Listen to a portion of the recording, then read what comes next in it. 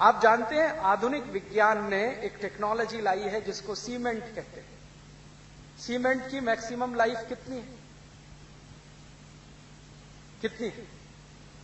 2500 साल, maximum 100 years. दुनिया के सीमेंट तकनीकी में काम करने वाले सभी वैज्ञानिक कहते हैं कि सीमेंट की अधिकतम जिंदगी 100 साल है। लेकिन कुछ वैज्ञानिक तो यहां तक कहते हैं कि अधिकतम जिंदगी की परिभाषा क्या? अधिकतम जिंदगी की परिभाषा अगर हम ये माने कि जब तक ये खंड खंड ना टूटे तब तक, या हम यहीं से मानना शुरू कर दें कि बनने के कितने दिन बाद क्रैक्स आ जाते हैं। अगर वो कहते हैं कि भाई बनने के कितने दिन बाद क्रैक्स आ जाते हैं, यहां से शुरू करें, तब तो सीमेंट की जिंदगी 5 साल भी नहीं है। अच्छी से अच्छी बिल्डिंग को देख लेना, आज बनी है, साल भर बाद उसमें क्रैक्स दिखाई दे जाएंगे। तो कई वैज्ञानिक तो कहते हैं कि अगर क्रैक्स को हम आधार बनाएं तब तो ये 5 साल की जिंदगी भी नहीं है सीमेंट की, लेकिन पूरी बिल्डिंग खंड खंड टूट जाए तो 100 साल है। तो हम मान लें कि 5 साल से लेकर 100 साल है। अच्छा, अब दूसरी बात बताता हूं। आपने कभी भारत का कोई किला देखा? फोर्ट? राजस्थान में तो आप हैं, यहां 2-3 किले बड़े मशहूर हैं। आमेर का एक किला है जयपुर में, जोधपुर का एक किला है, जैसलमेर का है, चित्तौड़गढ़ का है। ये सब किलों में आप जानते हैं सीमेंट लगा है? नहीं, चूना लगा है।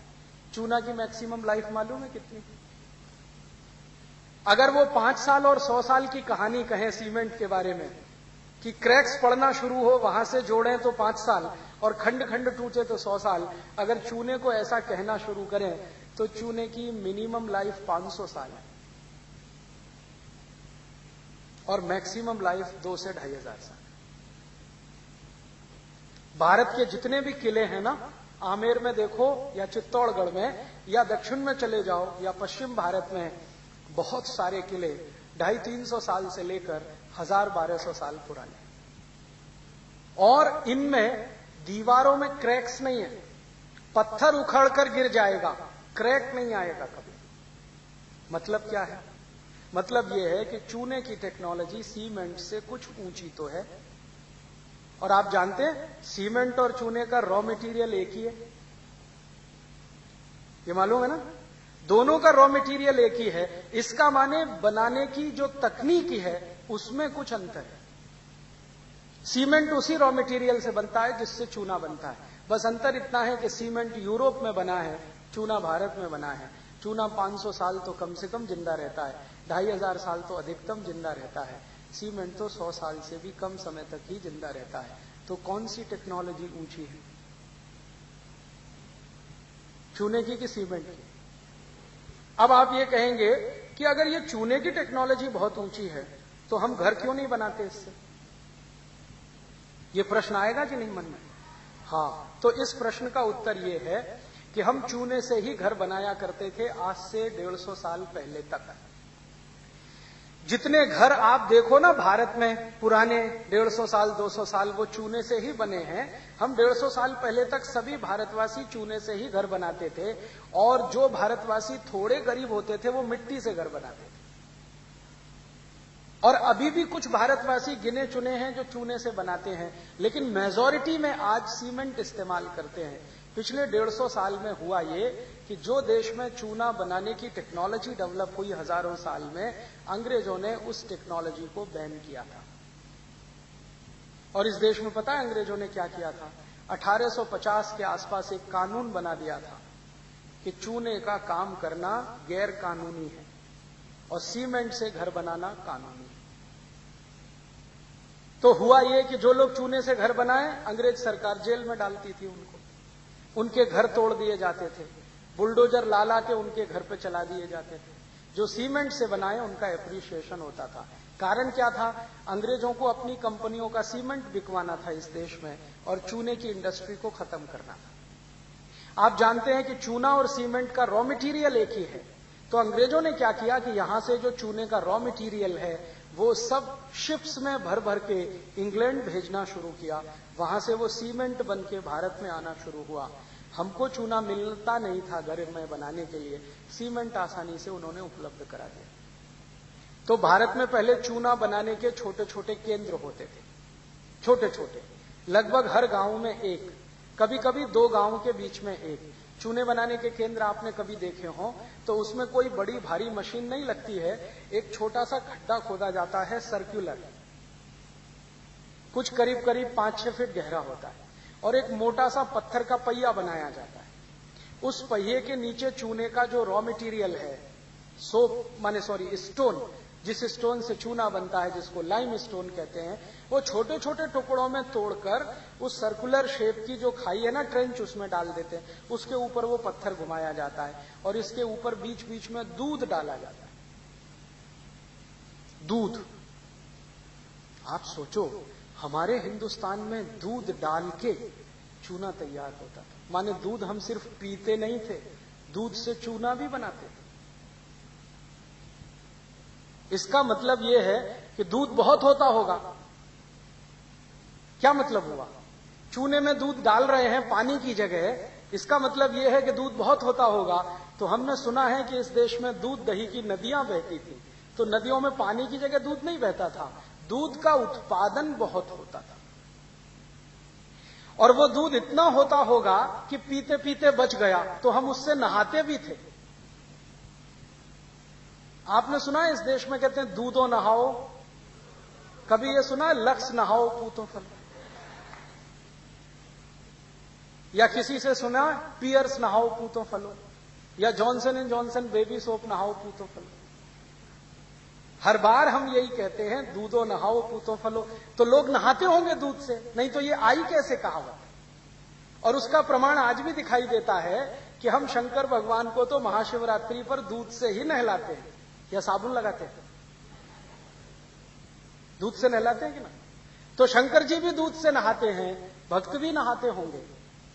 तो दूध बहुत था, उपयोग करने के बाद बचता होगा, तो चूना बनाने में इस्तेमाल होता था। और चूने को बनाने में बस इतना सा ही लगता है, एक सर्कुलर, वो मैंने कहा ना ट्रेंच, एक पत्थर का पहिया और उसको चलाने के लिए बैल, बस इतना ही लगता है। और रॉ मटेरियल लाइमस्टोन थोड़ा थोड़ा तोड़ तोड़ के डाल दिया, दूध डालते डालते पीसते गए, दूध डालते गए, पीसते गए, दूध डालते गए, 25-30 दिन में वो तैयार होता है। फिर उसको जब कंस्ट्रक्शन में इस्तेमाल करो तो उसमें जो बॉन्डिंग फोर्स है वो इतना ताकतवर है कि 2500 साल तक उसे कोई हिला नहीं सकता। ये है भारत की टेक्नोलॉजी। और इस टेक्नोलॉजी को अंग्रेजों ने किया क्या? कानून बनाकर पाबंदी लगा दिया। तो 150 साल में ये चूने के जितने भी केंद्र थे सब धीरे धीरे बंद हो गए, और उनके स्थान पर अंग्रेजों ने सीमेंट के कारखाने कुछ शुरू कर दिए, जो चालू हो गए, जो आज भी इस देश में सीमेंट बना रहे हैं और लोगों को दे रहे हैं। अब सीमेंट बनाने की जो टेक्नोलॉजी है वो इतनी कॉम्प्लिकेटेड है कि कोई भी गांव में सीमेंट नहीं बन सकता, क्योंकि उस टेक्नोलॉजी के लिए सबसे पहले चाहिए एनर्जी, क्योंकि एनर्जी कंजम्पशन हाईएस्ट है सीमेंट में।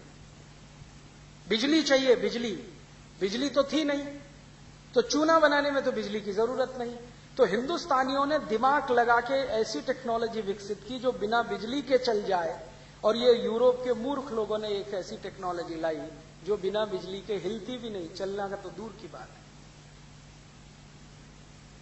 तो भारत में हर गांव में चूने के केंद्र बन सके क्योंकि बिजली की जरूरत नहीं, और यूरोप में हर गांव में बिजली नहीं तो सीमेंट नहीं, यहां भी हर गांव में बिजली नहीं तो सीमेंट नहीं। तो सीमेंट वहीं बन सकता है जहां बिजली हो, और बिजली हो तो थोड़ी बहुत नहीं हो, ज्यादा हो। 240 वोल्ट की बिजली से सीमेंट नहीं बनता। बिजली बनाने के लिए कम से कम 11,000 वोल्ट लगता है। सीमेंट बनाने के लिए कम से कम 11,000 वोल्ट की बिजली लगती है। तो 11,000 वोल्ट की बिजली बनाने के लिए बड़ा पावर स्टेशन लगता है, और बड़ा पावर स्टेशन बनाने के लिए या तो कोयला लगता है या तो पानी लगता है, और कोयला और पानी जिन गांवों में मिले वहीं बन सकती है, बाकी किसी गांव में तो संभव नहीं है। और जो कोयला और पानी का इस्तेमाल करके बिजली बनाओ तो कोयला जमीन से खोदकर निकालना पड़ेगा, पानी भी आपको जमीन से निकालना पड़ेगा, नहीं तो तालाबों का इस्तेमाल करना पड़ेगा।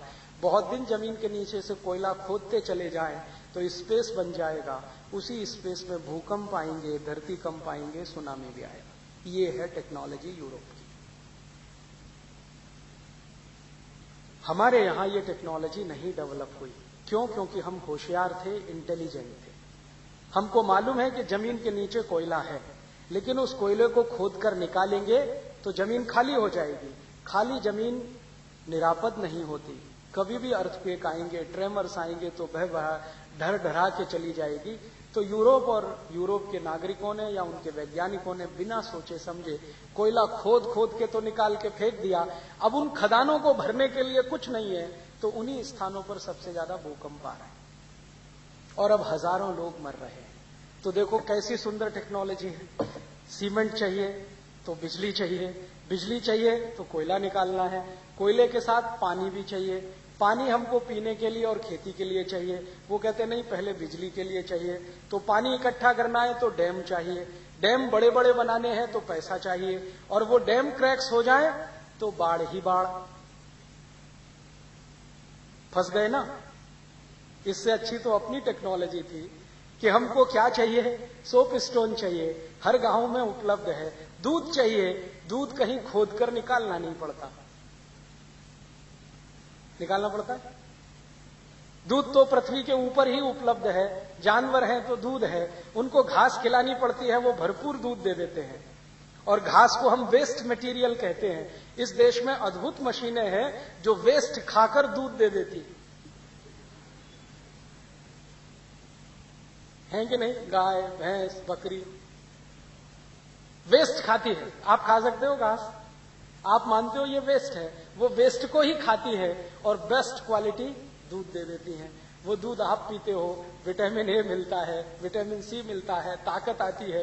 वो दूध अगर पत्थर में डाल दो तो और ताकत बढ़ा देता है पत्थर की, और वो पत्थर से पत्थर को चिपका दो बीच में रख के तो 500-500 साल टूटता नहीं। ये है टेक्नोलॉजी। अब जरा सोचो और विचार करो कौन सी टेक्नोलॉजी बेहतर है। दूध और पत्थर का इस्तेमाल करके चूना बनाने वाली। क्योंकि इस टेक्नोलॉजी में सबसे महत्वपूर्ण बात पता है क्या है, कि आप प्रकृति का, नेचर का कोई भी नुकसान नहीं करते। और ये जो सीमेंट बनाने वाली टेक्नोलॉजी है, इसमें हर समय प्रकृति का नुकसान करते हैं, उसके खिलाफ काम करते हैं।